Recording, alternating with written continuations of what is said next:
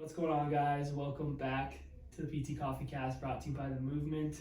My name is Dalton, and alongside me today is my beautifully bearded friend, William. William, how are we doing today? Well, you should say welcome back to back because, what happened? I didn't hit record, bro. And I knew it was going to happen. We're trying, we got a new podcast set up. We're trying to level up. This is the first time we're going to try to shoot this with some video. And your boy didn't hit record on the recorder, so me and Will were just going on for at least 15 minutes without recording a single word. So we're going to run it back. Luckily, we like podcasting, so it's not a big deal. Yeah. Oh, man. All right.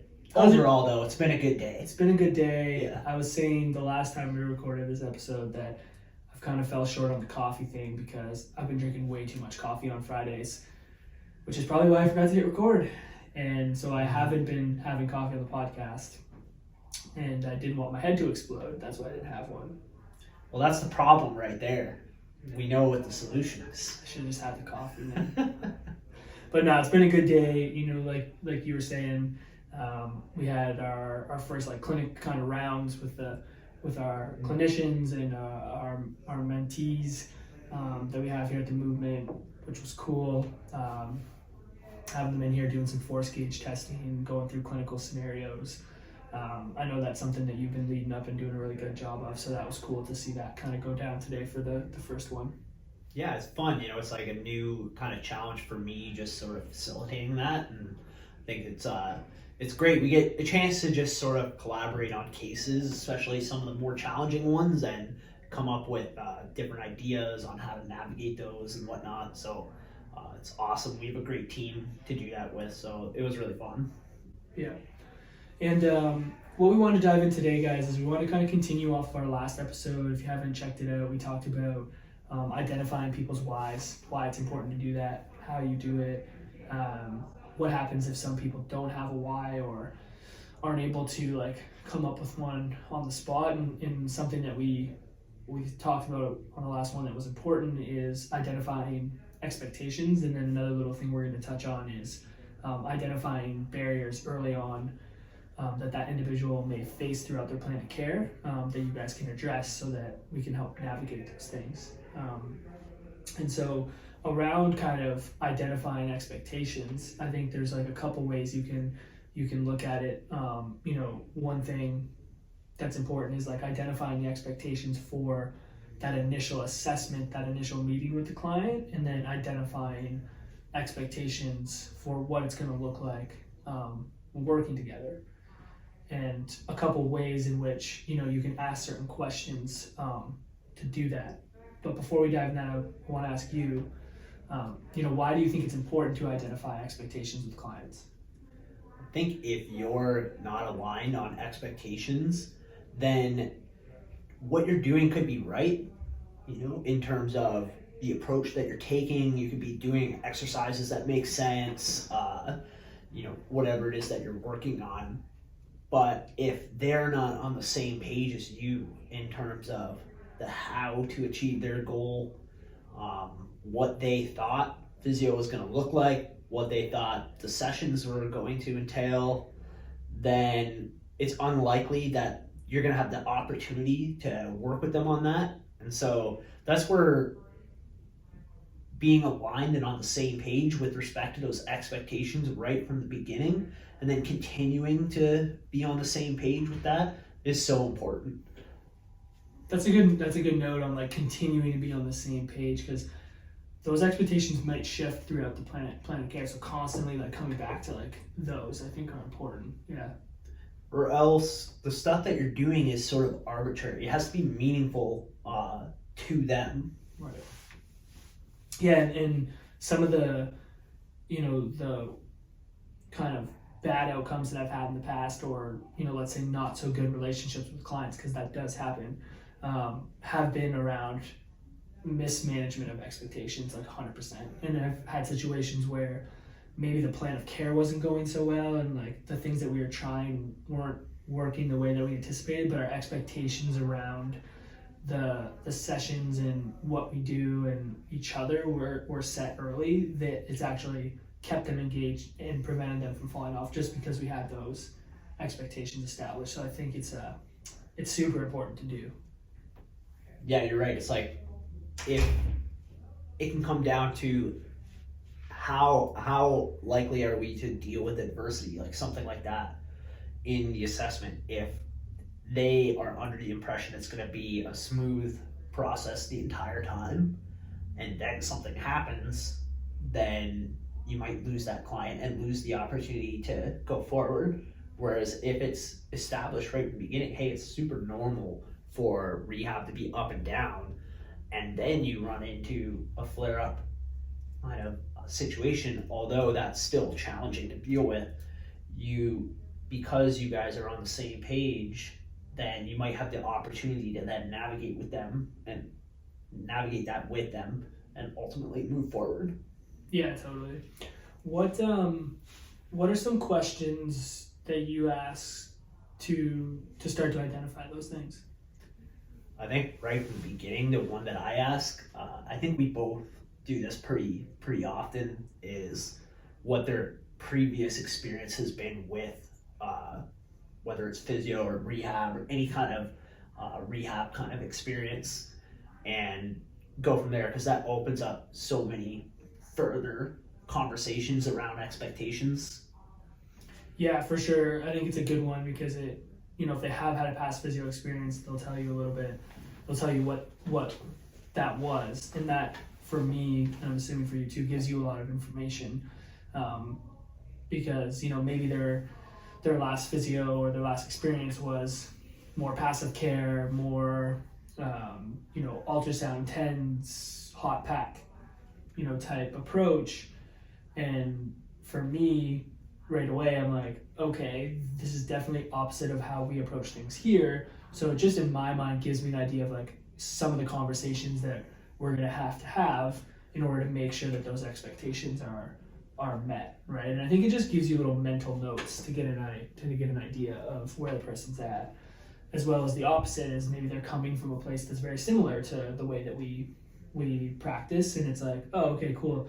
I know that their mind is already in that way of thinking, which is cool. Maybe I don't have to dive into some of those things as much, right? And then still kind of share how maybe we're a little bit different than that, and here's why, type thing. I think the other thing too is it can give you a gauge on how they really feel about physio. Like maybe they had a really bad experience in their previous physio, and we do tend to see people who have had physio before and it just didn't work out for them for whatever reason. Getting an idea of like why that didn't work out for them, I think is super important, because then it's like, okay, we got to make sure that we don't do that, or if that is something we need to do and it didn't work out last time, how do we overcome that so that we can make it work like this time around? Or maybe they've never had an experience at all, and so you're the first time they're having a physio session, so it's an opportunity for you to take them through, hey, this is what the process looks like, because they're probably super confused, never having been to see a rehab professional before. So you can outline, hey, this is what we do. We go through a subjective.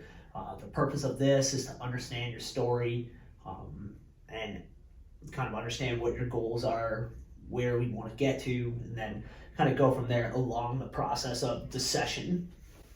Yeah, and I think that's important because sometimes I forget to ask that at times, just assuming that people have been before, they know.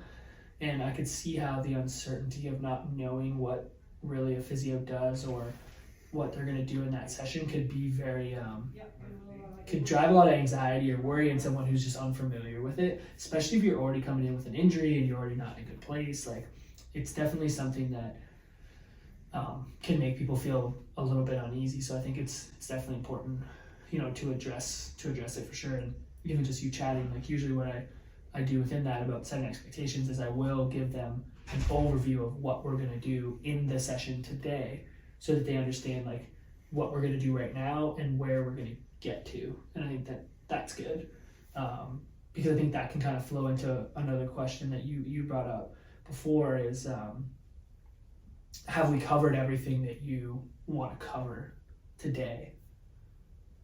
Yeah, 100%, because a lot of times that person will bring up something that just specifically they wanted addressed. They wanted you to check into a little bit more, and it's like a last little opportunity to just be like, oh, hey, no problem, we can take a look at that. Or I don't know why that would come up, but hey, maybe this isn't something that we're gonna do.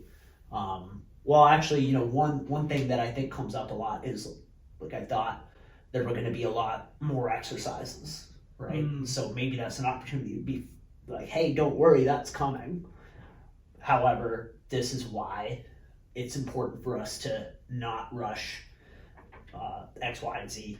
Yeah, that's a good point. Even if you don't end up doing that in the assessment because it's just time constraint or it's just not maybe appropriate at the time, it's like at least you can identify, like, oh, I hear you, I understand that's something you want to look at, here's what we're going to do, to manage that. Versus them leaving and then being like, well, he didn't really do anything. Yeah, and I have had experiences in the past where I've lost clients, like they've fallen off or it didn't work out because of me not looking at something as simple as, like, they wanted you to make sure that, like, there was nothing wrong with their knee, or like wanted you to look at one more little thing that was really important to them, but they didn't offer up, because people aren't going to offer those things up sometimes. They're going to be, again, maybe they're a little concerned, maybe they're confused, like, oh, they don't do this here, that kind of stuff. So I think it's important, because I've also had people who have been super grateful, and probably maybe one of the most powerful things I did for them was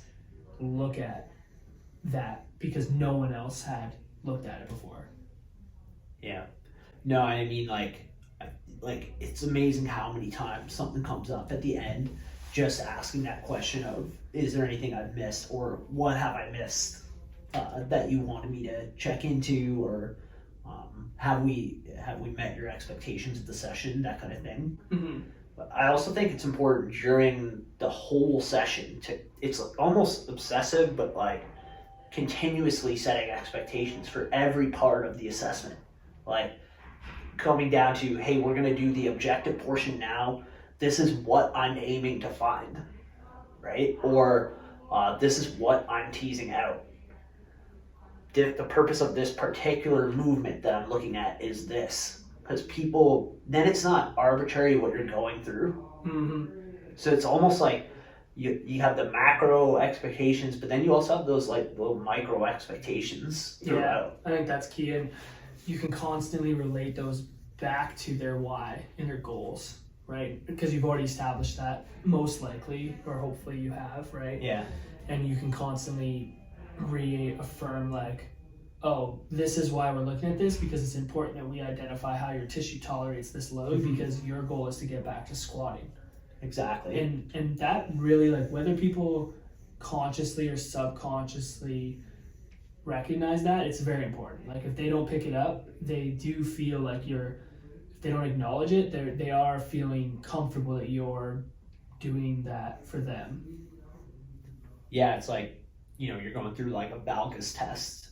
It's like, hey, the reason I want to check this side to side force is I want to see if this is painful in the joint. Because what you're mentioning to me is like, you have trouble with side to side pain. Mm-hmm. You get pain when you go side to side. Mm-hmm. And then we're going to try some functional stuff and see how this all relates. Yeah. Ooh, the old little functional tease.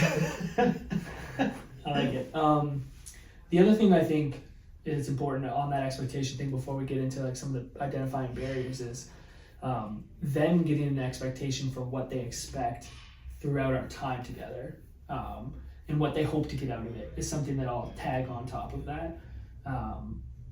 That way you can get a picture of what they expect throughout. Because again, you might get some people who are like, well, I just want a couple exercises, I'm gonna do this on my own. Or you might get someone who literally takes the words right out of your mouth, and they're like, I'm just, I'm looking for someone who can help guide me through the process. Like I'm ready to make a change, and I'm gonna work hard, and I'm good at following like, things that you set out. And I just know that I need a little bit more guidance on this stuff. And you're like, all right, let's do it, you know, but it does give you an idea of what they're kind of expecting moving forward, because between those two people, you're going to have a lot of different conversations, again, around how they're gonna be successful. Yeah, so you want to cover like how much are we expecting how often are we expecting to meet? What's the threshold for spreading that out longer? How are we going to keep each other accountable during, like in between the sessions? What are maybe some barriers that come up for you that might limit progress? Things like that. Yeah, no, for sure, because it gives them a big picture, and if it is someone who's just like, I just want a couple exercises, well then, and they're sitting there with a tendinopathy, you guys are gonna have to have a conversation. Totally. And it's a matter of like when, then it gets into like, well, when does that conversation happen and all of that stuff, but and then you can talk about what the actual sessions will look like. right, Because it's like, well, I'm glad you brought that up. Because here's what often happens, and here's how we use the sessions to tease out how the dosage of these exercises and whether you're ready or not to progress, or how to navigate whatever happened in between those sessions during your activity. yeah. I think taking away as much of the unknown as possible is super important for people, and like doing that as soon as possible. Like we do it on the first day when it comes to laying out the plan.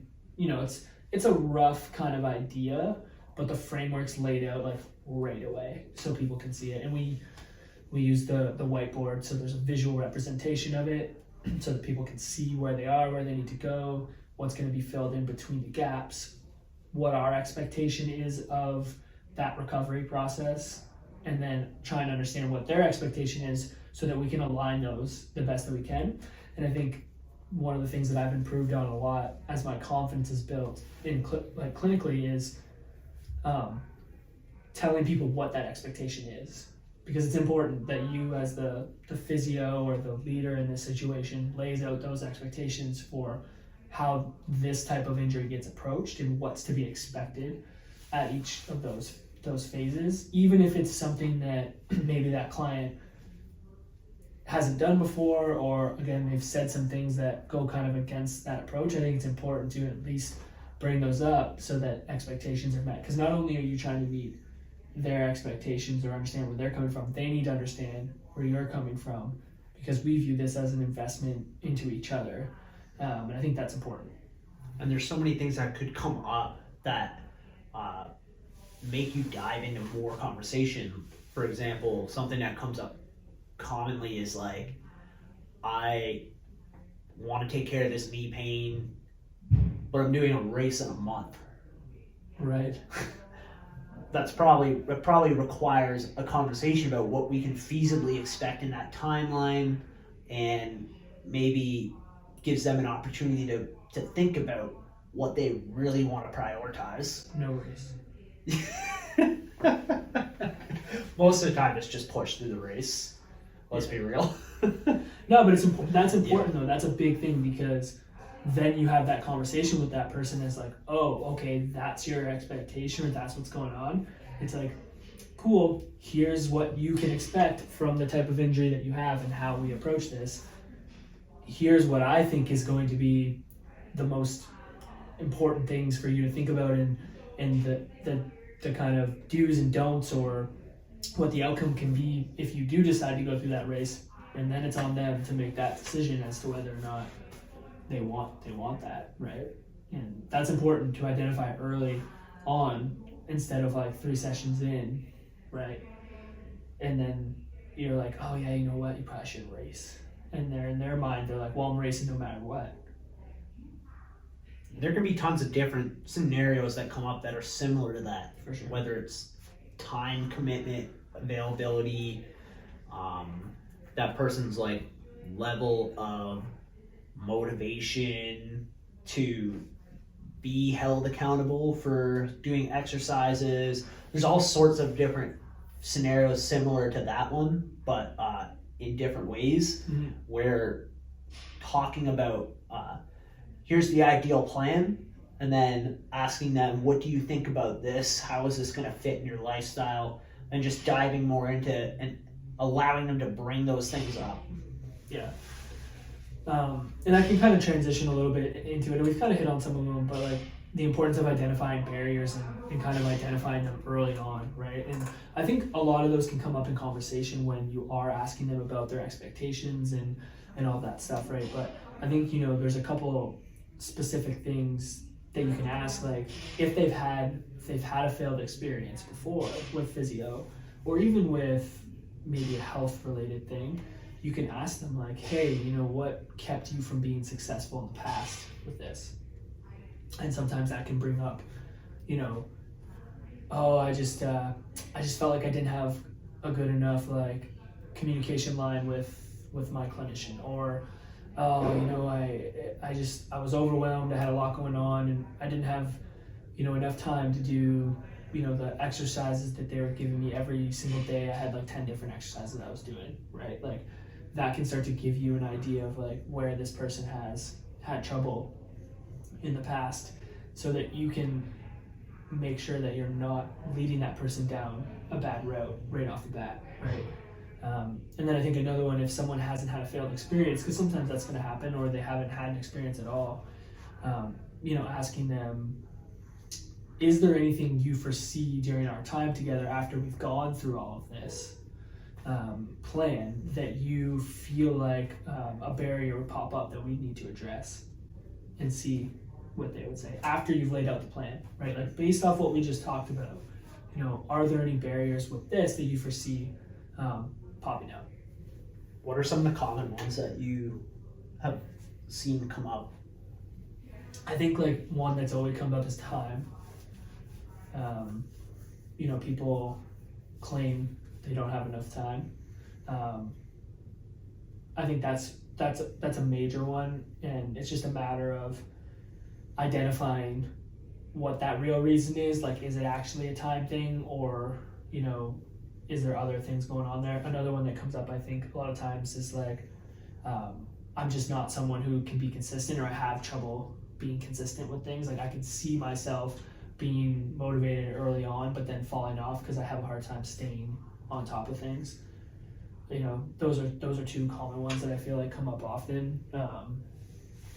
And like, you know, we have things in place here at our clinic to support people through that, because we know that that's a big barrier. Like accountability is one of the biggest things that I think we can do as clinicians to really support people. But and then the time thing is just a matter of trying to figure out, okay, if time's really an issue, like we just need to, one, try to fit it within what they're doing, or have a conversation like, hey, here's where you want to go, here's where you are, here's what you need to do.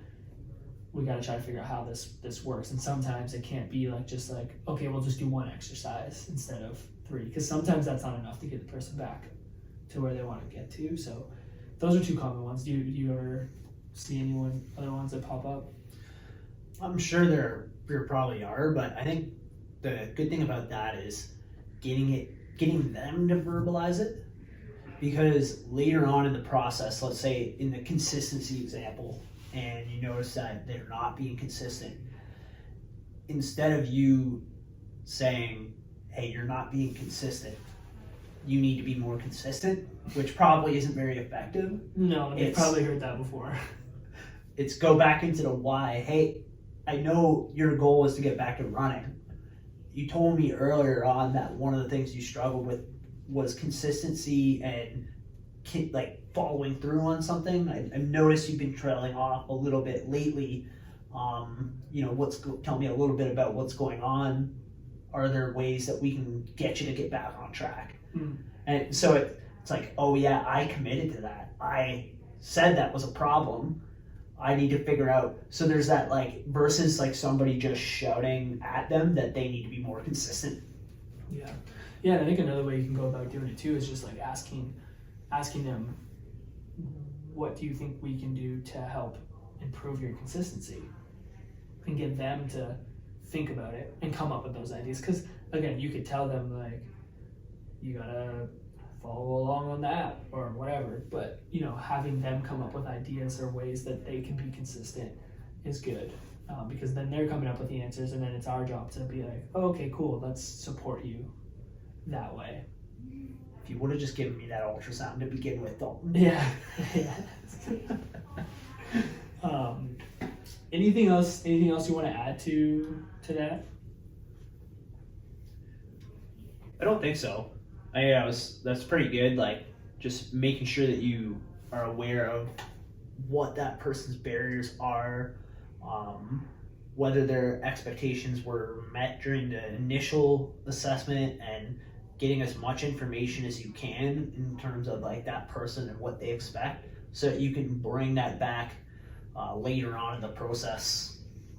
Yeah, and I think just to tag on the end of that, and you hit on it at the start, it's constantly coming back to these things as the plan goes on, because expectations might shift, barriers might shift and change. So it's never just like one of those things you check off in the checklist on the box and you just leave it. Like you're not just checking boxes. Like, it's something that you need to constantly reflect on with your client, come back to, make sure that their expectations are being met, making sure that you guys are on the same page, making sure barriers are being addressed, because it's going to shift and change throughout the process. So it's dynamic, like everything that I feel like we do as physios. It's constantly dynamic, evolving. It's never black or white.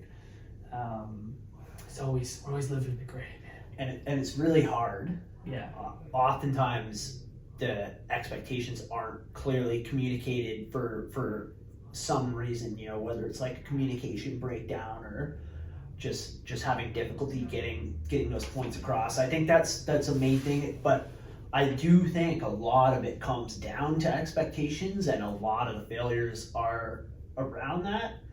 So it's definitely something I reflect on a lot. You know, if I felt like something didn't go well, I often go back to, were expectations communicated well? Was there a breakdown in that communication somewhere? And oftentimes when it's a failed experience, it's us messing up that, I would say, for me too. Or sometimes it can be, like, I'm not someone who tries to blame like clients and whatnot, but sometimes it can be that they just aren't very effective at communicating it, and it's difficult for you, and you can try all you want, but sometimes people aren't necessarily ready for things, or they just are struggle with that communication. Yeah, totally. I agree with that. Yeah, I think it's a two-way street for sure. You know, just reflecting on myself personally, and times where I've had bad experiences, like there's often times where I've made mistakes. We've all done it, but I think it's good. I think it's important you reflect on that and identify, was it you? Was it them? Where did it go wrong? Regardless of who was at fault or where it came from, like, you need to identify that so it doesn't happen again and again. So, but we'll wrap it up there, guys. Let us know what you think. These are things that we're always constantly trying to learn. So if you ask different questions to identify expectations or identify barriers, let us know. If you guys have any questions that you want us to address on the podcast, hit us up in the DMs on Instagram. We did get a couple as of recent, so I think the next pod me and Will are going to do is just address one of the questions that we got.